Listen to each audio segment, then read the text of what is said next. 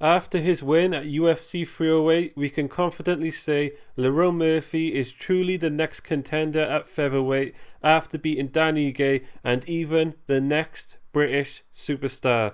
He got in a bit of trouble getting dropped in the first round, but toughed it out to a unanimous decision.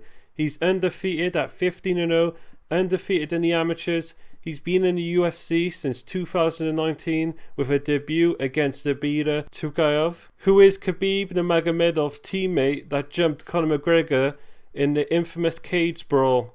A tough Dagestani. It went to a draw as Zabita gassed hard and started stalling in positions. Lerone showed he had a great gas tank even in Abu Dhabi weather. He kept winning against Ricardo Ramos, Douglas De Silva Andrade, then a KO over Makwan Amirkhani in the early rounds, which Amirkhani is very hard to beat in the early rounds. He got his grappling tested hard, but these are a tough first 3 UFC fights here. He had a split decision over Gabriel Santos, which could have went either way, a very tough fight for both men, but Gabriel, if he could put it together, could also be a future contender. A win over Joshua Calbell, but then the true test in Edson Barboza, a 5-round main event came. He passed with flying colours, putting insane pressure on Edson Barboza and gave him a pretty cringy beating in all honesty. Edson had some fleeting moments, but Lerone was putting the damage on him. Now with the Dan Ige win in his hat, we have to start talking about him at 145.